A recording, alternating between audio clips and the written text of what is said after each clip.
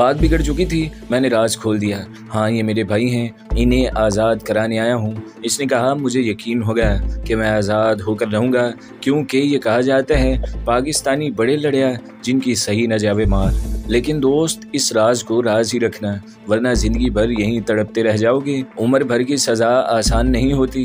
भाई तुम जो भी हो, मुझे इससे मतलब नहीं। मुझे तो आज़ादी चाहिए। आज़ादी भीख में नहीं मिलती, हासिल करनी पड़ती है। तुम मेरा साथ दो, मैं तुम्हें आज़ादी दे दूंगा। मैं तो साथ हूँ, तब रात का इंतज़ार करो। कहते हुए मैं हरी घास के फर्श पर लेट गया। बातों के दरमियान मुझे वक्त गुजरने का एहसास ही नहीं हुआ। सूरज को उफक पर चमकते देखकर मैंने कहा, जीवन लाल, कोयला निकालना होगा। वो मेरे साथ गड्ढे में पहुंचा।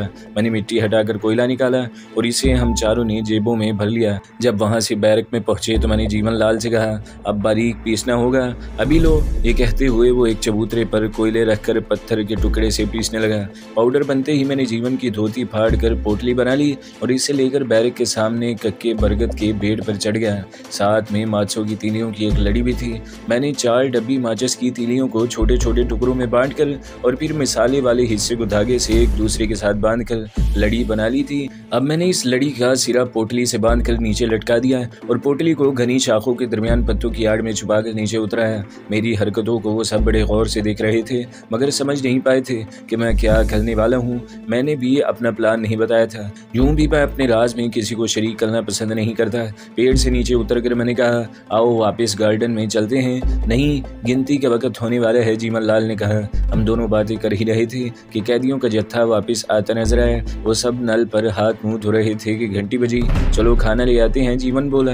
दोपहर की तरह शाम को भी मैं जीवन के साथ साथ था। इसकी धाक तमाम कैदियों पर थी, इसलिए मुझे भी कतार में खड़े होने की जरूरत न पड़ी। रोटी और दाल लेकर हम सब बैरक में वापस आ गए। खाने के बाद इसे गांजा पीने की आदत थी और मुझे इस गलीज चाय के धुएं से नफरत थी। हिंदुओं में गांजा और भंग मुतबर्रक नक्शा समझा जाता है और इसे शंकर भगवान का तबरक कहा जाता है। जेल में नशे की चीजें लाना जुर्म है, फिर भी रिश्वत के बल पर हर काम हो जाता है। जभी तो बैरक गांजे के धुएं से भर गई थी। इस कराहत अमेज माहौल में मेरा दम घुटने लगा तो मैं बाहर निकल आया। खुली फिजा में आकर मैं अपने प्लान पर गौर करने लगा। मेरा प्लान हर तरह मुकम्मल था, फिर भी मुस्तकबिल की खबर किसी को नहीं होती। क्या सोच रहे हो सही? अबुड़ी ने दरवाजे पर आकर पूछा। तुम लोगों की फिक्र में हलकान हो रहा हूँ, मैंने मुस्कुराकर जवाब दिया। हम लोग बातें कर ही रहे थे कि वार्डन 2 सिपाहियों के साथ आ गया। ओए तू क्या कर रहा है? चल लाइन में बैठ, गिनती करनी है, इसने कहा। इसकी आवाज़ पर सारे कैदी बाहर निकल आए और बल्ब की तेज़ रोशनी में एक दूसरे के पीछे बैठ गए। मैंने जीवन को इशारा कर दिया था। अबड़ू और फारूक भी आहिस्ता आहिस्ता बैरक के पीछे खिसकते जा रहे थे। इनकी रफ्तार बहुत ज़्यादा कम थी। वो चिमटी की चाल चल रहे थे। बेड़ियों की झंकार वार्डन को होशियार न कर दी। जीवन लाल ने मौके से फ़ायदा उठाकर माचिस की तीलियों की लड़ी में जलता हुआ सिगरेट लगाया। वो सरहद से दूर हट गया। एक बाद दीगरे तीलियां जलती हुई पोटली तक पहुंच गई। पोटली में भरे कोयले के पाउडर ने आग पकड़ ली। रूसे कोयले की खास ये है कि वो अंदर ही अंदर सुलगता है। पोटली में जमा पाउडर भी कुछ देर सुलगता रहा, फिर भुरभुरा कर नीचे गिरने लगा। पाउडर जलकर अंगारों की सूरत में गिर रहा था। हिंदू वैसे ज़ईफुल एतकाद होते हैं। तमाम कैदी शोर मचाने लगे। आ गया बेताल, आ गया बेताल, आ गया बेताल। हिंदुओं का एक देवता है जिसके बारे में इनका कहना है कि वो जब चलता है तो आग के शरारे फूटते हैं। उन्होंने यकीन कर लिया कि पेड़ पर इनका देवता आ गया है। वार्डन पढ़ा लिखा था, फिर भी अंधे एतकाद ने इसे भी सजदे में झुका दिया। सारे कैदी सजदे में थे और हम चारों गंदे पानी के नाले में। सबसे आगे मैं था, मेरे पीछे अबू, फारूक और जीवन लाल। अंदर ही अंदर हम लोग दीवार तक पहुंच गए। अंग्रेजों के बनाए हुए इस जेल का नाला भी कम गहरा नहीं था। आपने कराची की सड़कों के किनारे पर बने हुए बड़े नालों को देखा होगा, वो भी इतना ही गहरा था। दीवार के नीचे मोटी मोटी सलाखें थी जिन पर सड़े हुए पत्ते, गंदे कपड़े और दीगर गंदगी लिपटी हुई थी। मैंने सलाखों को दोनों हाथों से पकड़ा और जोरदार झटका दिया। सलाखें उखड़ गईं। मजीद 4 सलाखें उखाड़ कर मैंने इतनी जगह बना ली कि एक आदमी आराम से बाहर निकल सकता था। हम बाहर निकल आए। हमारे सामने नदी थी। मैंने फारूक से पूछा, तैरना आता है? हाँ। और तुम्हें? अबड़ू से सवाल किया। नहीं, इसने जवाब दिया। तुम्हारा बंगाल में रहना बेकार है। कहते हुए मैंने इसे पीठ पर लाद लिया और फिर नदी के पार जाने के लिए हाथ पैर चलाने लगा। तैरते हुए आहिस्ता आहिस्ता दूसरे किनारे की जानिब बढ़ता जा रहा था। दूसरे किनारे पर पहुंचते ही जेल के सायरन ने चौंका दिया। इन्हें हमारे फरार की खबर हो चुकी है। मैंने कहा बस स्टैंड की तरफ दौड़ो। जीवन ने मशवरा दिया। नहीं, तुम सब जेल के कपड़ों में दूर से पहचान लिए जाओगे। मैंने अबड़ू को पीठ से उतारते हुए कहा, मैंने एक जगह देख रखी है, वहाँ पहुँचकर कपड़े तब्दील कर लेना, फिर सुबह की बस से तुम्हें रवाना कर दूंगा। ये कहते हुए मैंने अबड़ू और फारूक की बेड़ियों को खींच कर तोड़ा और फिर इन्हें लेकर सड़क की जानिब बढ़ना शुरू कर दिया। विनोद जीवनलाल ने कहा, सड़क की नाकाबंदी कर दी गई होगी, इधर खतरा है, फिर भी तुम बस स्टैंड की जानिब जाने का मशवरा दे रहे थे। मैंने कहा मेरी अकल खबत हो गई थी, तो फिर मेरी अकल पर भरोसा किया जाओ। कहते हुए मैंने सड़क क्रॉस कर ली। दूसरी जानिब नौतन पाड़ा था। मेरे कदम अनिल की झुग्गी की तरफ उठ रहे थे। इसके दरवाजे पर पहुंचकर मैंने दस्तक दी। दरवाज़ा फौरन खुल गया। पतौल सामने खड़ी थी। मुझे देखते ही इसका चेहरा खिल उठा, मगर इसकी आंखों में ढेरों शिकवे थे। मैंने इसे सामने से हटाते हुए तीनों को अंदर आ जाने का इशारा किया। इनके अंदर आते ही मैंने पितौल से कहा, तुम्हारे पास रुपए तो होंगे? पितौल ने जवाब दिया, हाँ। मैंने कहा, फौरन बाजार से 4 जोड़े पैंट शर्ट या कुर्ता धोती ले आओ। अभी लाई। कहते हुए वो बाहर निकल गई। इसके जाने के बाद मैंने जीवन से कहा, तुम बॉर्डर क्रॉस करा सकते हो? हाँ, क्यों नहीं, इसने जवाब दिया। तब तुम सुबह सवेरे ही इन दोनों को लेकर निकल जाओ। क्यों, तुम नहीं जाओगे? फारूक ने पूछा। नहीं, मुझे कुछ काम है, जड़ों को कतई करना ज़रूरी है ना, हम तीनों साथ रहेंगे। अबड़ू ने कहा, नहीं, कुछ आदमियों की लिस्ट दे रहा हूँ, तुम्हें इनका बाजा बजाना है। अबड़ू ने बाजू फैलाते हुए कहा, मैं भी यही चाहता हूँ, फटाफट नाम पता बता दो। पितौल को आने दो, कागज़ कलम इसके पास है। यह है कौन, किस्मत की मारी, कहीं ये बेचारी तो नहीं है? अबड़ू ने मायने खेज मुस्कुराहट के साथ पूछा। नहीं यार, ऐसी कोई बात नहीं है, हो सकता है इसके भाई अनिल से भी तुम्हें वहाँ निमटना पड़े। अब समझा, तुमने खूब जगह तलाश की है, चिराग के नीचे अंधेरा रहता है, इसी अंधेरे का तुमने फ़ायदा उठाया है। जीवन लाल हमारी बातों को बड़े गौर से सुन रहा था, इसलिए मैंने बातों का रुख मोड़ दिया। क्यों जीवन, काम हो जाएगा? मैंने पूछा। हाँ, कल ही इन्हें बॉर्डर क्रॉस करा दूंगा। सुबह की बस से सकदार पाड़ा जाऊंगा और फिर वहाँ से बोग मारा। हाँ, ये सही है, इसी रास्ते से हम आए थे। फारूक ने कहा। पितौल के आ जाने से बातों का सिलसिला रुक गया। वो धोतियाँ और कुर्ते ले आई थी। पितौल को बाहर भेजकर हम सब ने कपड़े तब्दील किए। पितौल ने मछली का सालन बनाया। खाना कम पड़ सकता था, इसलिए इसने चावल बढ़ा दिए। वो चूल्हे के पास बैठी थी, मैं भी इसके बराबर बैठ गया। अनिल कहाँ है? मैंने पूछा। वो तो ढाका चले गए, यहाँ खतरा था, कोई भी इन्हें पहचान सकता था। फिर इतनी अच्छी नौकरी भी इतनी आसानी से नहीं मिलती। वहाँ इनका खर्च तंजीम उठाएगी और यहाँ मुझे 300 रुपये माहवार मिलेगी। जाते वक्त मुझे तलाश तो नहीं कर रहा था। इनका ख्याल था कि आपकी पार्टी जा चुकी है, मेरा जाने का इरादा नहीं, मैं पहले ही जानती थी, इसने अजीब से लहजे में कहा। इसके लहजे में छुपी खुशी ने मुझे चौंका दिया। मैंने निगाहें उठाकर इसकी आंखों में झांका। वो आंखों की गहराई में मचलते तूफान को छुपा नहीं पाई थी। इसके दिल में हलचल मची हुई थी और इसको महसूस करते ही मेरे अंदर फरीरी सी दौड़ गई। मैं घबरा कर वहाँ से उठ गया। कहाँ चले? पितौल ने पूछा। कागज़ कलम कहाँ है? देती हूँ। वो उठकर खड़ी हो गई और बक्स से कापी कलम निकाल कर मुझे दे दिया। मैं बाहर निकल आया, मगर आते आते अबड़ू को इशारा किया था, वो भी बाहर आ गया। तुम सिंधी में चंद खास नाम लिखो ताकि अगर पकड़े भी जाओ तो आसानी से कोई पढ़ न सके। मैंने कहा। बताइए। इसने कापी कलम संभाल लिया। मैंने अंजुमन कुरान सुन्नत के इन ओहदेदारान के नाम लिखवाए जो एजेंट थे। नाम लिखने के बाद अबड़ू ने पूछा, सदर और सेक्रेटरी का नाम क्यों नहीं लिखवाए? मैंने मुस्कुराकर कहा, इन बेचारों के फरिश्ते भी नहीं जानते होंगे कि वो हमारा बंगाली की कठपुतली बने हुए हैं। एजेंटों को ओहदे नहीं चाहिए, वो तो अपने काम से मतलब रखते हैं और जज्बात भड़का कर अपना उल्लू सीधा कर लेते हैं।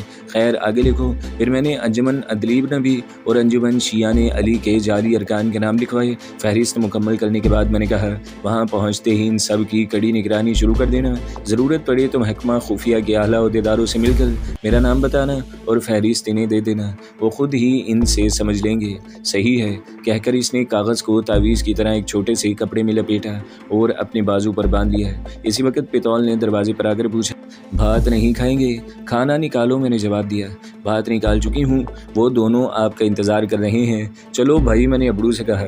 भूख से हमारी जान जा रही थी, अब आ भी जाओ। फारूक ने आवाज़ दी। हम दोनों जाकर बैठ गए। खाना खाकर हम चारों बाहर बरामदे में आ गए।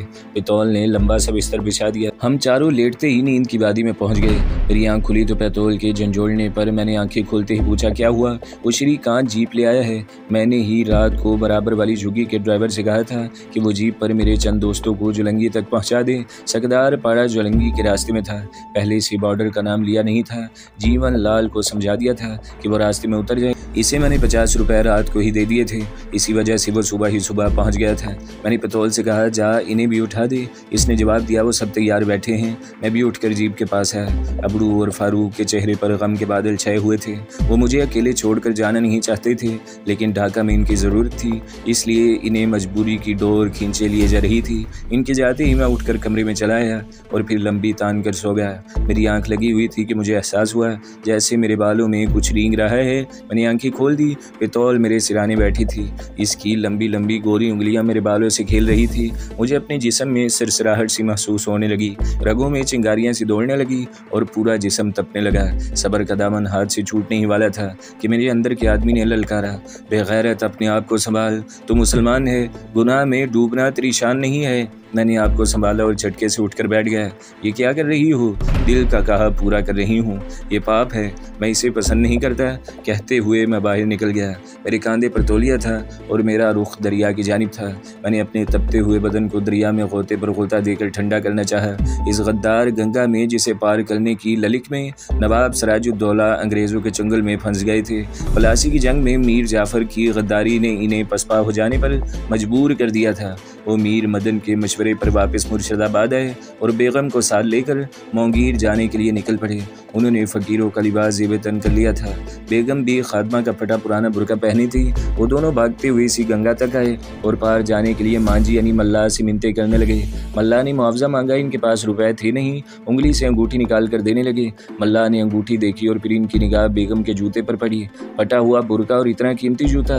वो समझ गया कि नवाब और बेगम भाग रहे हैं। इसने फ़ौरन अंग्रेज़ों को खबर कर दी और इन्हें कश्ती में बिठाकर गंगा के दरमियान ले गया। मंजेदार में इस वक्त तक कश्ती को फंसाए रहा जब तक कि अंग्रेज़ सिपाही। मैं नहाते हुए नवाब सिराजुद्दौला के ही बारे में सोचता रहा ताकि जहन का रुख मुड़ जाए। कुछ देर में दिमाग पर छाया तनाव ख़त्म हो गया तो मैं लौट आया। खाना नहीं खाओगे? मुझे देखते ही पेतौल ने कहा। लगा दो। इसने खाना लगा कर मुझे आवाज़ दी। हिंदू बंगालियों का कायदा है कि वो खाना बावर्ची खाने में खाते हैं। पहले ज़मीन को लेपा जाता है, फिर 2 मुका फिट का तख्ता रखकर आवाज़ दी जाती है कि खाना लग गया है। खाने वाले आलती पालती मारकर बैठ जाते हैं और गिलास से चुल्लू में पानी लेकर प्लेट के चारों जानिब ज़मीन पर छींटा मारता है, फिर खाना शुरू करता है। मुझे तो इस तरह खाने की आदत सी पड़ गई थी। मैंने पलथी मारकर खाना शुरू कर दिया। इसने रुकाबी में सालन डालते हुए कहा, तुम्हारे वो दोनों दोस्त मुसलमान थे क्या? क्यों? मैंने पूछा। इन्हें भात खाने का तरीका भी नहीं मालूम। वो मुसलमानों की तरह खाते थे, ना जल छिड़कते थे और ना पलथी मार कर बैठते थे। बेचारे ज़िंदगी भर होटल का खाना खाते रहे, इसलिए अपनी सकाफत को भूल गए। मैंने खाना ख़त्म भी नहीं किया था कि जीमन लाल लौट आया। इसे देखते ही पेतौल ने दूसरा तख्ता बिछा दिया। वो भी हाथ पाँव धोकर बावर्ची खाने में आ गया। मैंने निवाला चबाते हुए कहा, इन दोनों ने बॉर्डर क्रॉस कर लिया था? हाँ, सकदार पहाड़ी में मेरा एक दोस्त है। इसे मैंने फ़ी का 50 रुपये देकर कहा, वो इन्हें भीड़ मारा तक पहुँचाकर राजशाही की ट्रेन में बिठा देगा। कोई परेशानी की बात तो नहीं होगी? नहीं यार, मुझ पर भरोसा रख। तूने मुझे आज़ादी दिलाई है, मैं तेरे साथ गद्दारी करूँगा क्या? मैंने जवाब न दिया और खामोशी से खाने में मशगूल रहा। खाने से फारिग होकर इसने कहा, चल बैल तला चलते हैं। मेरी माँ तुझे ढेरों दुआएं देगी। अपनी बीवी से भी तुझे मिलवाऊंगा। तू इसे देखेगा तो बस देखता रह जाएगा। पेतौल से भी ज़्यादा सुंदरी है मेरी बीवी। पेतौल ने इठलाकर कहा, वाकई? इसने जवाब दिया, तू औरत है और एक औरत दूसरी औरत को कभी अपने से ज़्यादा खूबसूरत नहीं समझती, मगर यकीन कर, तू भी इसे देखकर तारीफ़ किए बगैर नहीं रह सकेगी। खूबसूरती इस पर आकर ख़त्म हो गई। ठीक है, तू एक बार मुझसे मिलाने ज़रूर लाएगा। वादा रहा, ज़रूर लाऊंगा। आप चलो। लेकिन जीवन हमारी तलाश हो रही होगी। ऐसे वक्त में बाहर निकलना मुनासिब है। हाँ हाँ, फ़िक्र की कोई बात नहीं। वो बोला, तुम बहादुर ज़रूर हो, मगर तुम्हारी अकल कम है। जेल से 4-4 कैदी भाग जाएं, इतनी बड़ी बात को आला हुक्काम आसानी से बर्दाश्त नहीं करेंगे। जेल के तमाम स्टाफ को सस्पेंड कर दिया जाएगा। इसीलिए जेलर ने इस खबर पर पर्दा डाल दिया होगा। कुछ दिन सब्र से काम लो। जेल में पहले बीमारी का इंदराज होगा, फिर हमें मरा हुआ लिखकर फाइल बंद कर दी जाएगी, और अगर ऐसा न हुआ तो ऐसा ही होगा। जेल के एक अफसर से मेरी मुलाकात हो गई थी। इसे मैं बराबर रिश्वत देता रहता था, इसने बताया था। लेकिन तुम तो गरीब थे, रिश्वत लाते कहाँ से थे? बाजुओं की ताकत से दूसरे कैदियों से भत्ता लेता था। घर से जुदा हुए कितना अरसा गुजर गया। 3 साल कहते हुए वो खड़ा हो गया। हम दोनों बस स्टैंड पहुँचे और बैल तला के बस पर सवार हो गए। आधे घंटे में हम वहाँ पहुँच गए। जीवन ने अपने चेहरे पर गुमचा सा लपेट रखा था और यूँ जाहिर कर रहा था जैसे इसके दांत में दर्द है। हम दोनों आगे पीछे चलते हुए एक गली में दाखिल हो गए। वो रहा मेरा घर, इसने इशारा किया। इंसान अपनी मिट्टी से जुड़ा हुआ है, घर नज़दीक आते ही कदम तेज़ हो जाते हैं। इसके कदम भी तेज़ी से उठने लगे। इसने बंद दरवाजे पर दस्तक दी। तीसरी दस्तक पर दरवाज़ा खुला। एक ज़ईफ़ुल उम्र औरत सामने खड़ी थी। वो जीवन दास को देखते ही लिपट गई। आहिस्ता, शोर मत करो। जीवन इसे खामोश कराते हुए अंदर ले गया। इसके पीछे पीछे मैं भी था। वो माँ को समझा रहा था, शोर करोगी तो मोहल्ले वाले जान लेंगे कि मैं आया हूँ। यहाँ के सब लोग जानते हैं कि मुझे उम्र कैद की सज़ा हुई है। किसी ने पुलिस को खबर कर दी तो गज़ब हो जाएगा। वो माँ को लेकर कमरे में दाखिल हो गया। इसे चारपाई पर बिठाते हुए बोल, कंकलता नज़र नहीं आ रही? माँ ने आंसू पोंछते हुए कहा, बेटा मैंने तुझसे बहुत सी बातें छुपा ली थी। मैं नहीं चाहती थी कि तू जेल में घुट घुट कर मर जाए। क्यों, ऐसी कौन सी बात है? जीवन ने पूछा। बेटा हम गरीब हैं और गुर्बत सबसे बड़ी लानत है। ताकतवर को भी कमज़ोर के सामने झुका देती है। मरने वाले का भाई दौलतमंद है, दौलत के घमंड में चूर है। तेरा बदला इसने कंकलता से लिया। क्या इसे ख़त्म करा दिया? जीवन ने पूछा। अगर इसे एक बार मौत आ जाती तो अच्छा होता। इसे हर रोज़ मौत की सज़ा मिलती है। तेरे जेल जाने के 1 माह बाद इसने कंकलता को घर से उठवा लिया। मैंने बहुत दौड़ धूप की, थाने जाकर एक एक के आगे गिड़गिड़ाई, लेकिन सबके मुंह पर दौलत का केफल लग गया था।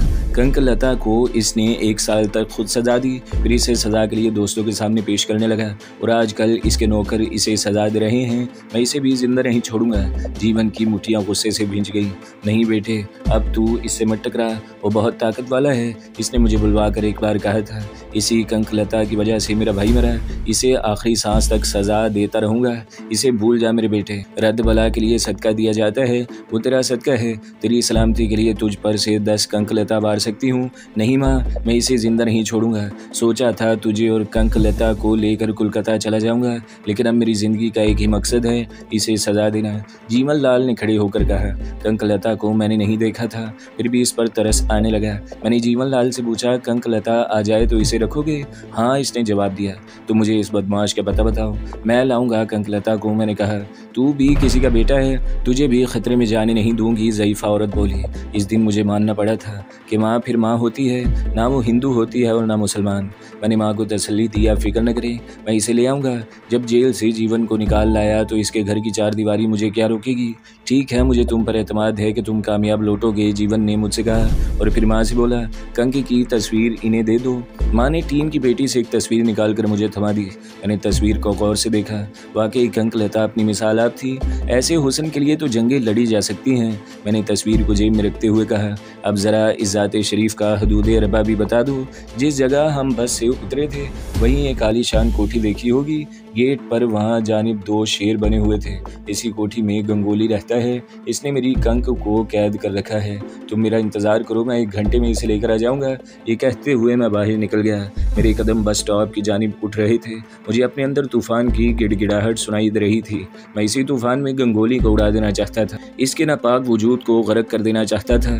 अंदर ही अंदर खोलता उबलता हुआ इस कोठी तक पहुँच गया। बाहर 2 चौकीदार खड़े थे। इनकी कमर से गोखरी लटक रही थी। वो हथियार मेरा कुछ नहीं बिगाड़ सकते थे, फिर भी मैंने खतरा मोल लेना मुनासिब नहीं समझा और इमारत के अकब में पहुंच गया। इस जानिब नौकरों के क्वार्टर थे। चारों जानिब घूमकर मैंने जायजा लिया। कोठी में खासी चहल पहल थी। नौकरों की पूरी फौज थी। दिन के वक्त कंकलता को निकालने से खासा शोरगुल हो सकता था। ये छोटा मोटा गाँव नहीं था, भरा पूरा शहर था। पुलिस थाना भी नज़दीक था। मैं अकेला किस किस से मुकाबला करता, इसलिए मैं लौट आया। मुझे अकेला देखकर जीवन लाल ने पूछा, हिम्मत हार बैठे? नहीं, इसे आज़ाद कराऊंगा, लेकिन जोश से नहीं, होश से काम लूंगा। अकल का तकाजा ये है कि दिन में खतरा मोल न लूँ, रात को देखा जाएगा। मेरे सब्र को नाज़मा, मेरे अंदर तूफ़ान उठ रहा है। ऐसा ना हो कि मैं फट जाऊँ। नहीं मेरे यार, मुझ पर भरोसा कर, मैं तेरी बीवी को लाकर दम लूँगा।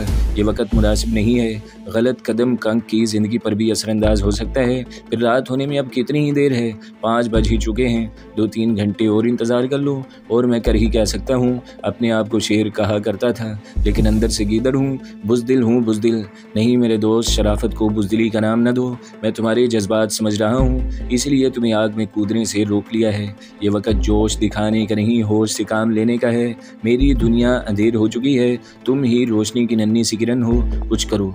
इसे जज्बात में पागल होते देखकर मैंने सोचा, कहीं ऐसा न हो कि ये जल्दबाजी में कोई गलत कदम कदम उठा ले। जज्बात अंधे होते हैं, अकल पर पर्दा डाल देते हैं। यही सोचकर मैंने इसकी कनपटियों पर उंगली रखी और दबाता चला गया। वो देखते ही देखते कटे हुए शहतीर की तरह लुढ़क गया। इसे बिस्तर पर लिटाने के बाद मैंने आवाज़ दी, माँ यहाँ ये। जीवन लाल की माँ आंखें पोंछती हुई बाहर वाले कमरे में चली आई।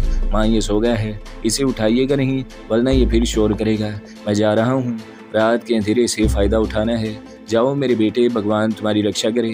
बड़ी बी ने दुआ दी। मैं बाहर निकलकर इधर उधर घूमता रहा। फिर घड़ी में वक़्त देखा 7 बज रहे थे।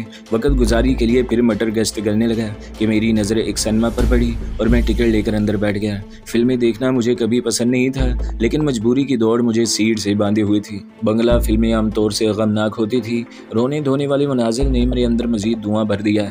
11 बजे फिल्म ख़त्म हुई। सिनेमा हॉल से निकलकर मैंने पैदल ही गंगोली के घर की जानिब बढ़ना शुरू कर दिया। गेट पर 2 चौकीदार बैठे हुए थे।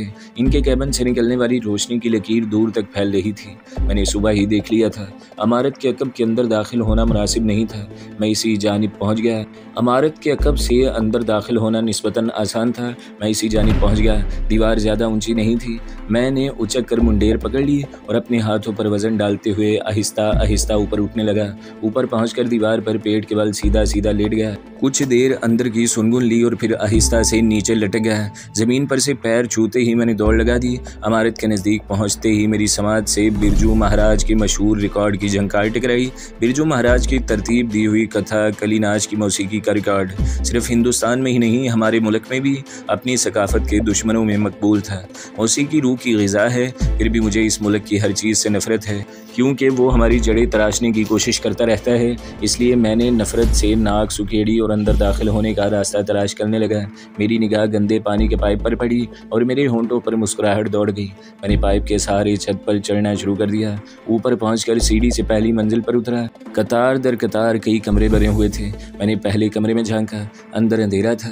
दूसरे और तीसरे कमरे को देखता हुआ आगे बढ़ रहा था कि एक कमरे से दबी दबी सरगोशी उभरी। मेरे कदम रुक गए। निस्वानी सिस्कारी ने मुझे मुतवज्जा कर लिया था। मैंने दरवाजे पर दबाव डाला, वो अंदर से बंद था। फिर मैंने खिड़की पर दबाव डाला, वो भी बंद थी। यकायक मेरी निगाह दरवाजे के ऊपर बने रोशनदान पर पड़ी। आपने भी सुना होगा कि पुरानी तर्ज की इमारतों के रोशनदान काफ़ी बड़े बड़े होते हैं। वो रोशनदान मददगार बन सकता था, लेकिन इस तक पहुंचना दुश्वार था। मैंने इधर उधर देखा, कोई भी ऊंची चीज़ नजर नहीं आई जिस पर चढ़कर मैं रोशनदान तक पहुंच सकता। मायूस होकर नीचे की सीमत बढ़ना चाहता था कि सीढ़ी के पास एक बांस रखा नजर आ गया। मैंने परवरदिगार का शुक्र अदा किया और इसे लेकर रोशनदान के पास पहुंचा। बांस को तिरछा करके सामने वाली दीवार के निचले हिस्से में फंसाया और जैसी फुर्ती से ऊपर चढ़ता चला गया। अंदर घुप अंधेरा था, इतना अंधेरा कि हाथ को हाथ सुझाई नहीं दे रहा था। मैंने छिपकली की तरह रेंगते हुए रोशनदान को पार किया और अंदर की जानिब हो गया। मेरी अजीब हालत थी। मैंने पैरों को रोशनदान में फंसा रखा था और हाथों को लंबा करके फर्श छूने की कोशिश कर रहा था। मैं बांस जैसा लंबा तो था नहीं कि फर्श को छू लेता, इसलिए हथेली चौड़ी करके रोशनदान से पैर निकाल लिए। फर्श 2 फीट की दूरी पर था। हथेली हल्के धमाके के साथ फर्श पर लगी और पैर दीवार से टकराता हुआ नीचे की जानिब फिसल गया। फिसलता हुआ पैर बोर्ड से टकराया और बल्ब जल उठे। कौन हो तुम? जनानी आवाज़ ने मुझे चौंका दिया। मैंने पलट कर देखा तो मेरी निगाहें झुक गईं। तो दोस्तों, अगली किस्त सुनने के लिए हमारे चैनल को ज़रूर सब्सक्राइब करें, वीडियो को लाइक करें और बेल के आइकन पर भी क्लिक कर दें ताकि हर जो आने वाली वीडियोज़ हैं वो आपको सबसे पहले मिलती रहें।